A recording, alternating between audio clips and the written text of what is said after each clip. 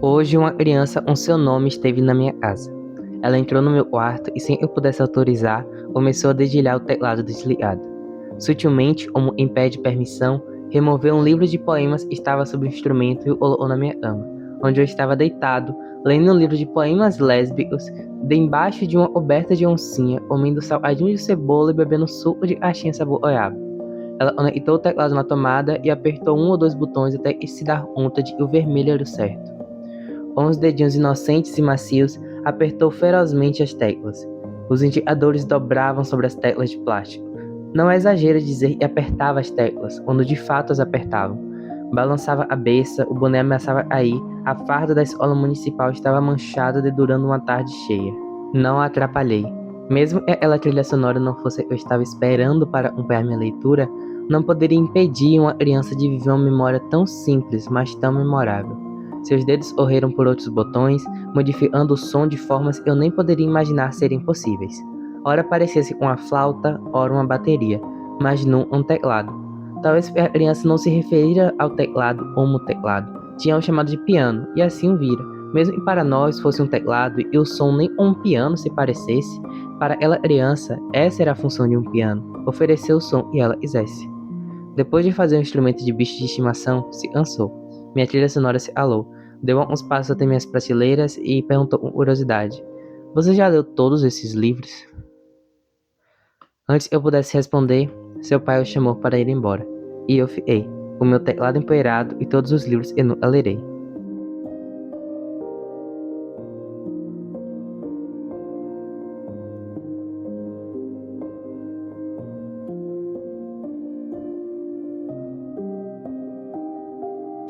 Gente, eu já tirei isso tudo de livro dali. Ainda falta todos esses. Opa, ainda falta todos esses aí.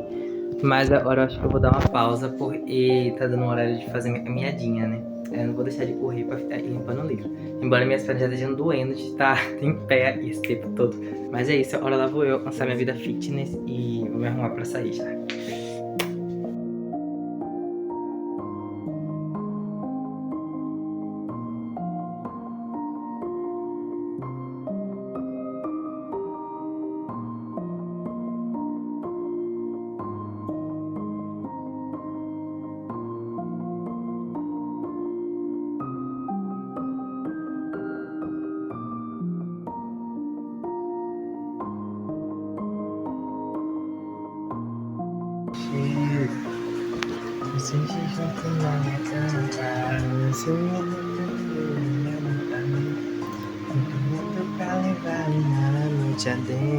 Se essa lua fosse minha, eu te levava, amor, pra orbitar a terra enquanto me ama.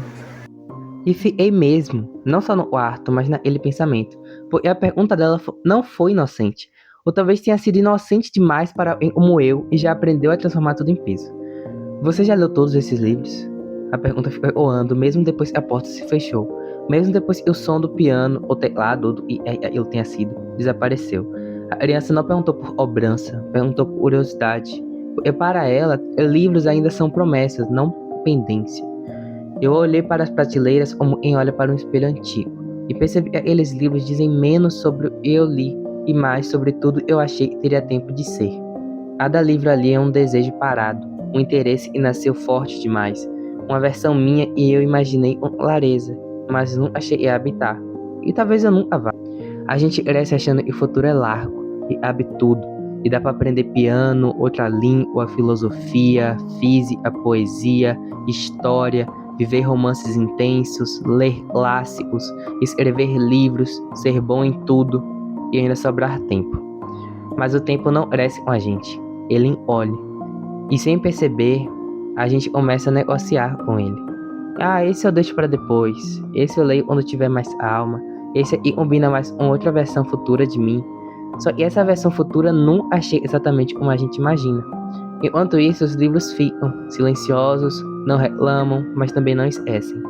Por muito tempo eu achei que esses livros não lidos eram prova de fracasso, de falta de disciplina, de constância, de foco. Hoje eu começo a achar que eles são outra coisa. Eles são a prova de que eu quis demais, de que eu tive curiosidade, de que eu acreditei que o mundo podia haver em mim.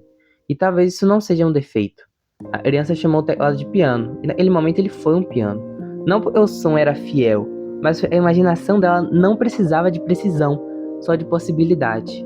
Talvez os livros funcionem do mesmo jeito. Talvez eles não estejam aqui para serem todos lidos. Talvez estejam aqui para lembrar e, em algum momento, ir entender algo, sentir algo, acessar um pedaço do mundo. E isso, por si só, já diz muito sobre quem eu sou. Eu penso nisso enquanto organizo as prateleiras. Não para haver mais livros, mas para haver melhor em mim. Alguns vão mais para frente, outros vão mais para o fundo. Alguns eu seguro por mais tempo do que necessário, como se pedir desculpa fosse possível. Não é, mas aceitar é. Eu não vou ler todos esses livros, assim como não vou viver todas as vidas que imaginei. E tudo bem, porque viver não é cumprir uma lista, é escolher, mesmo isso signifique renunciar. Talvez amadurecer seja isso. Olhar para as estantes cheias e, em vez de culpa, sentir gratidão. Gratidão por ainda querer, mesmo sabendo que não dá para ter tudo. A criança foi embora, mas deixou algo aí. Não uma pergunta, uma lembrança. A lembrança de um tempo em que o mundo ainda não cobrava conclusão, em que um piano podia ser qualquer coisa, em que livros não lidos não pesavam. E talvez 2026 não precise ser o ano em que eu leio mais. Talvez precise ser o ano em que eu me cobre menos. No fim eu fico, com o meu teclado empoeirado, os meus livros não lidos, mas pela primeira vez, sem a sensação de estar devendo algo a mim mesmo. E eu espero com a sua inscrição no canal também.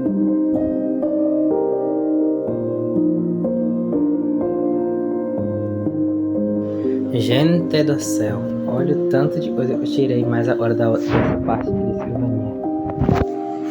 Tá difícil, viu? Como vocês podem perceber, eu não troquei de roupa ainda, no caso eu não tomei banho ainda, depois eu cheguei da corrida, justamente porque eu sabia que eu ia suar e me acabar toda nessa poeira e ter que limpar isso e tudo, então eu tô unhado pra terminar logo pra eu poder tomar banho, não tomar banho.